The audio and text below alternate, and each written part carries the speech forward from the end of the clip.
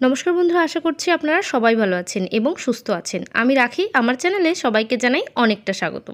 তো বন্ধুরা, আমাদের ঘরে যখন আরশোলা চলে আসে, একটা বড় সমস্যা এই আরশোলা যখন আসে না, ওরা রান্নাঘরে চলে যায়, গ্যাস ওভেনের উপরে ঘোরে, খাবারে মুখ দেয়, সেই আমরা অজান্তেই কিন্তু সেই খাবারটাকে খেয়ে ফেলি। তখন শরীর অনেকটা অসুস্থ হয়ে পড়ে, ডাক্তারের কাছে যেতে হয়, বেশ কিছুটা টাকা পয়সা নষ্ট হয়।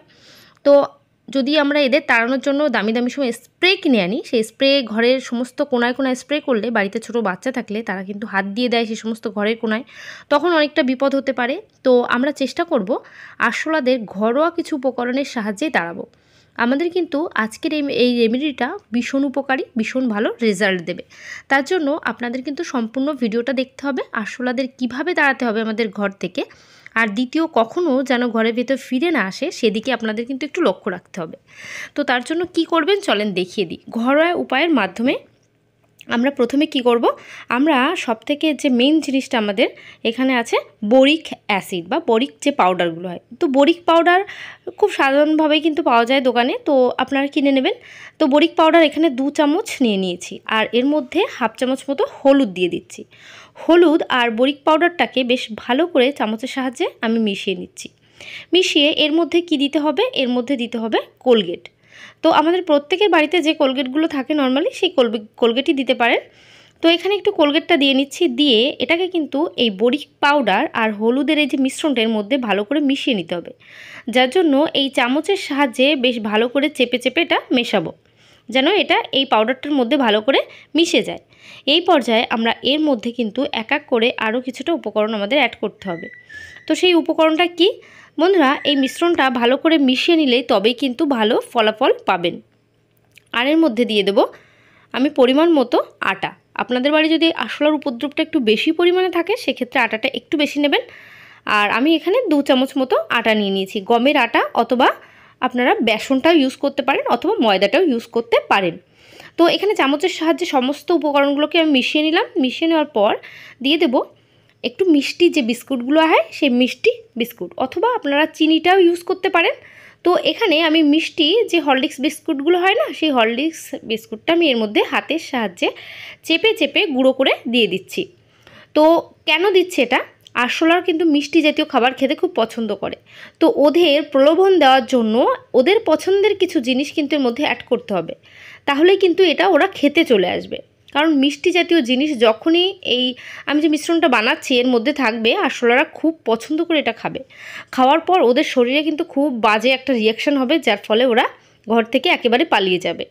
যে জায়গায় এটা থাকছে সেখানে আর কখনো ফিরে আসবে না। এর মধ্যে একটু একটু জল দিয়ে এই আটার একটা ডো তৈরি করে নিচ্ছে। আপনারা যদি এর মধ্যে দুধ অ্যাড করতে পারেন তাহলে আরও ভালো ফলাফল হবে। আমি এখানে একটু জল দিয়ে অল্প অল্প জল দিচ্ছি, আর এটা মাখিয়ে নিচ্ছি। মাখিয়ে একটা শক্ত আটার ডো মতো তৈরি করে নেব। তো দেখতেই পাচ্ছেন এখানে আটাটাকে আমি ভালো করে মিশিয়ে নিচ্ছি। মিশিয়ে নেওয়ার পর বন্ধুরা, আরশোলারা যখন আমাদের ঘরে চলে আসে, দেখবেন প্রচুর পরিমাণে কাগজপত্র তো কেটে ফেলছে, নষ্ট করছে, খাবারে মুখ দিচ্ছে, জামা কাপড়ের মধ্যে পটি করছে, তখন খুব বাজে একটা গন্ধ আসে। সেগুলো না জামা কাপড় ধুয়ে কেচে আমরা ব্যবহার করতে পারি না। তো আরশোলা আসলে শুধু যে আরশোলা আসে একদমই নয়, সঙ্গে করে নানান ধরনের রোগ জীবাণু আমাদের ঘরে বহন করে।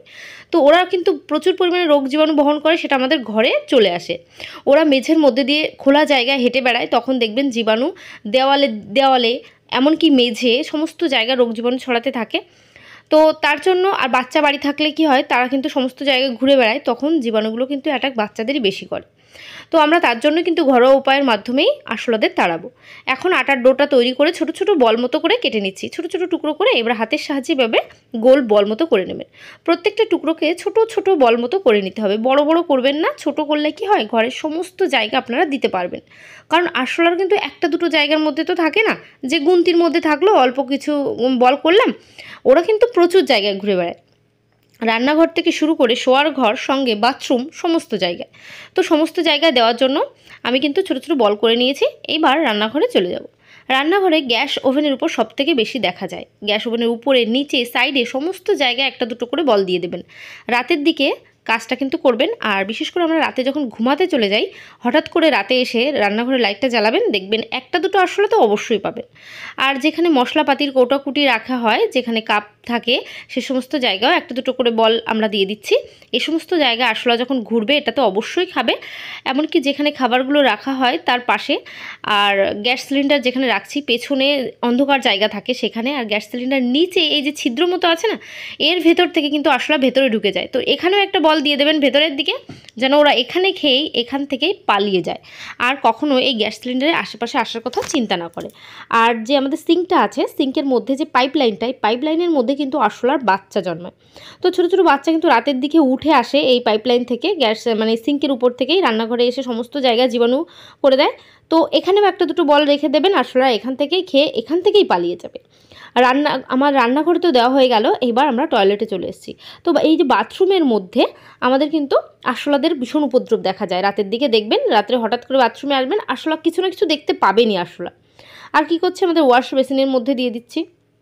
তো বন্ধুরা, ওয়াশ বেসিনের মধ্যেও জলের খোঁজে ওরা জল খেতে কিন্তু চলেই আসে এখানে, তো সেখানেও চলে যাবে। এমনকি আমাদের যে দরজাটা থাকে, দরজার নিচ থেকে যে একটু ফাঁকা জায়গা থাকে সেখান থেকে ঘরের ভেতরে ঢুকে পড়ে।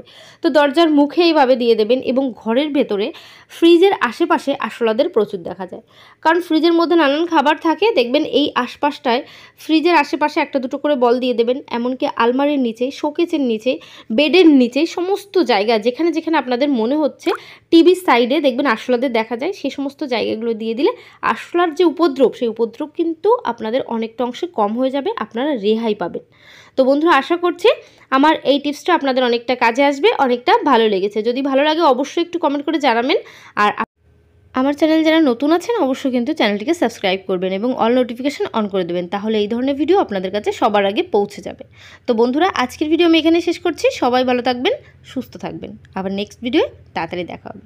তো আজকের মতো বাই, টাটা।